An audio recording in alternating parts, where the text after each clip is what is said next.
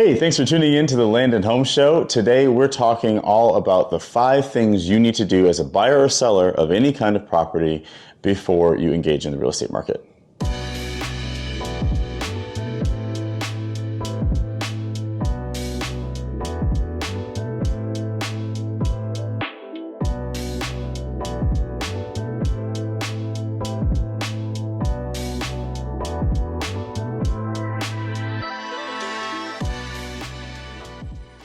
Hi, I'm Stephen J.B. Davis, your land specialist and residential realtor here in Central Kentucky and beyond.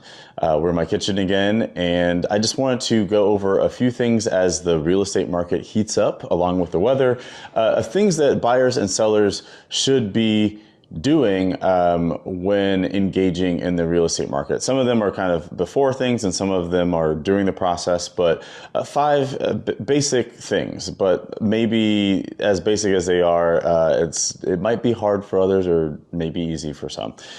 So the very first thing is just to determine if it's a good time for you to buy or sell.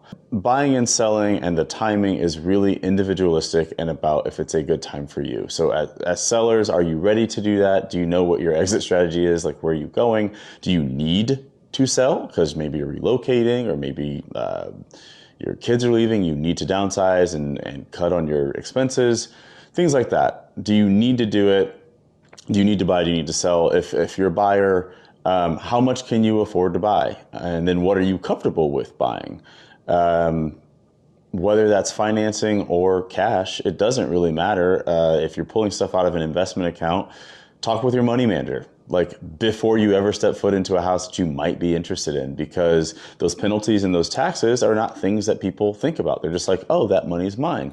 And it is, but you may not be prepared for the ramifications of removing some of that money or all of that money in order to purchase a home with cash. It seems easy, it seems straightforward, and often it's both, but the result is sometimes unfavorable for people. So before you ever step foot in a house or on a piece of land, understand what you're able to buy from a dollar standpoint. That's ultimately going to be that's everyone's limit. Even the richest of the rich, they have at least an emotional cap of what it is they're willing to pay for something. And for us normal people, there's a financial cap to that. So understand what that limit is and then figure out what you want to do after that. Number 2 is accept that your agent's job is not to rush you, but it is to do whatever it is that you've set out to do as a buyer or seller efficiently. I think a lot of people enter the real estate market with this angst and expectation that it just has to be hard. And so if your real estate agent is worth anything, professionally speaking, then they have a process. And that process is designed to be smooth. And sometimes I think when things are going really well, people, they get to certain places in the process sooner than they expect because they expected drama. They expected this hero's journey to the closing table. And let me tell you, once you get under contract and enter all these variables of either another buyer or another seller across the table from you, and now you've got lenders involved and you've got inspections, you add all of these variables, there's plenty of drama. So if that's what you're looking for, you'll get it, but you don't need to create it at the beginning by muddling the process or wanting to do things out of order or something like that. There will be plenty of time for valiant victories and all of that. But respect that there's a process. You're always going to decide if you're going to the next step or if you're going to exit the market or whatever. But let that process happen according to what your real estate agent has set out for you, because not only is it going to make things efficient between the two of you, it's also going to allow them to continue to make a living and help a bunch of other people that they're helping. Believe it or not, your real estate agent is likely not just helping you. They've got to balance anywhere between 8 and 20 schedules. It seems like a big range, but depending on what kind of market you're in and how successful a real estate agent you are, that's how many schedules you are balancing, or at least buyers and sellers, sometimes you might double that, because if you're working with all married couples, now you've got 16 to 40 schedules and various things happening in order to get from pre-listing or pre-buying to closing table. So respect that there's a process, and that leads me to the third thing, is just to be open. You will always control the decisions, but you're not always going to be able to control when you see a home. You're not always going to necessarily be validated in everything you think you know about the market. Some things that are otherwise good pieces of information may not be relevant to the locale that you're searching in.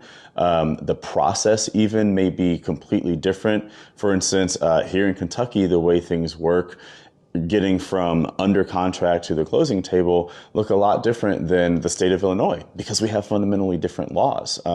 They require you to hire a real estate attorney, which I wish the state of Kentucky would do, but we don't. So things look a lot different. So it's not about you being an intelligent or not intelligent person. It's not a judgment of you, but sometimes I think with the amount of information that's out there on the internet, people forget that there's still some discernment needed to understand if that information that they found, good or bad, is even relevant to where they are and just how local real estate is. So be open to learning, and be open to the reality that not everything you want when you want it is always possible. Is always possible. Sometimes you have to be flexible too, in knowledge and in schedule, for sure. Number 4, I think it's the one that maybe I find that most people struggle with. If there is some sort of struggle, it's being collaborative. I think some people's idea of real estate is, I sit back, I give orders, and then I get what I want in the end. I'm being very reductive, but what's often missing is the two-way communication. There's an expectation that I pick up my phone when you call, but if you're busy, it's like, well, you'll get to it when you get to it. And the thing is, your name's going on the deed.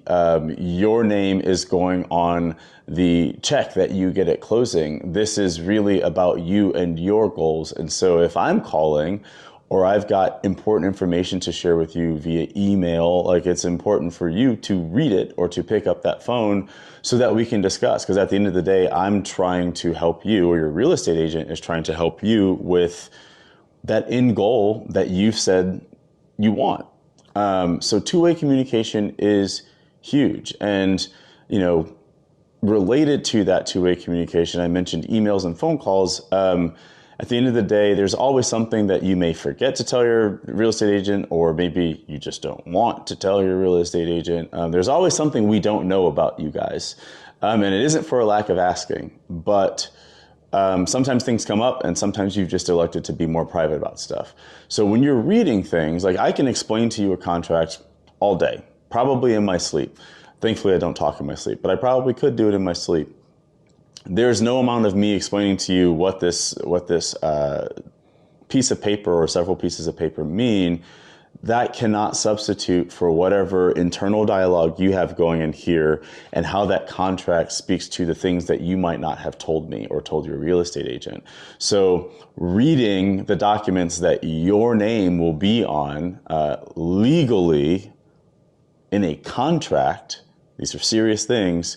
Reading those types of documents through your own perspective and taking into account the internal dialogue that you have is very, very valuable. It's why I tell people to take pictures in a house, or why I encourage them not to see a house, why I encourage them not to buy a home or buy a piece of land without ever seeing it. Because what you see through your own eyes and what ultimately is important to you, I can't substitute for that. I can't speak every emotional language of every single person to know that actually, on that 5th page, that really speaks to something that happened to your mom 20 years ago in real estate, and you really don't want that to happen to you. I don't know to ask questions like that. So reading information and owning that information is huge. And it doesn't mean that you have to understand it all. Sometimes I can help clarify. Sometimes it means that you ought to hire an attorney to add some extra language or something around some part of the contract that you want to protect or some part of your asset that you want to protect. So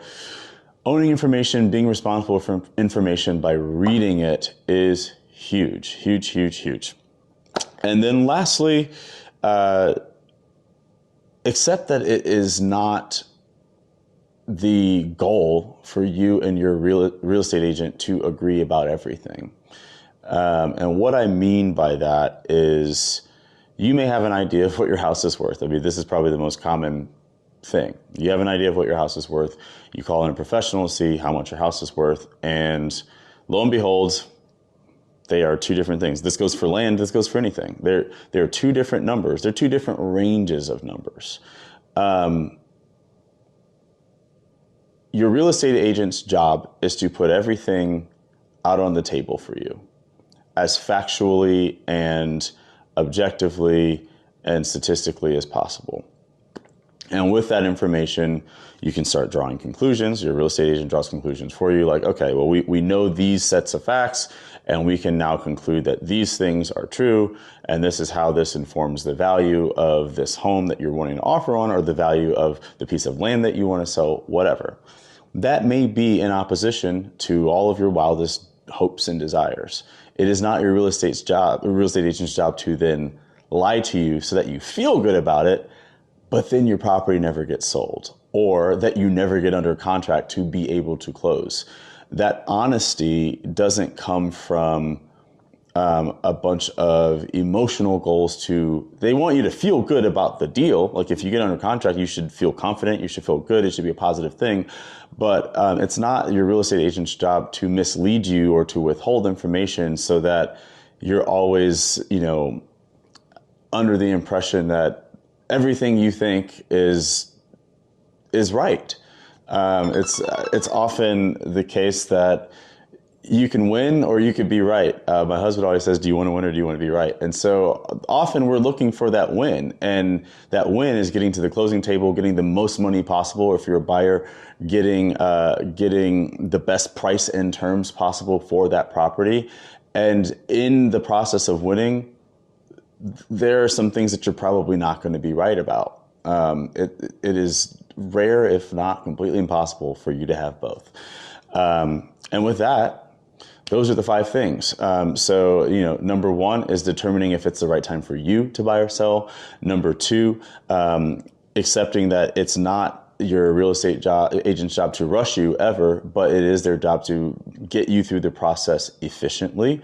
Number 3 is to be open to learning. Number 4, having a collaborative spirit, based in being active in the process, communicating with your real estate agent in a 2-way form, and being responsible for information. And then lastly, just knowing that you're not always going to agree about what it is you want to offer, what it is you want to accept, but that's not the point. The point is that they're going to put all of the facts out there for you, and you get to decide how you feel about them and what you want to do about them. But withholding the facts or overblowing certain facts is definitely not what your real estate agent's supposed to do. So I hope that helps. Give me your comments and questions in the link, or not the link, the description below. We'll be glad to answer them, or you can reach out to me via email, steven@landonhomes.co. That is .co, not .com. And we'll keep rocking and rolling here. Thanks for watching. Adios.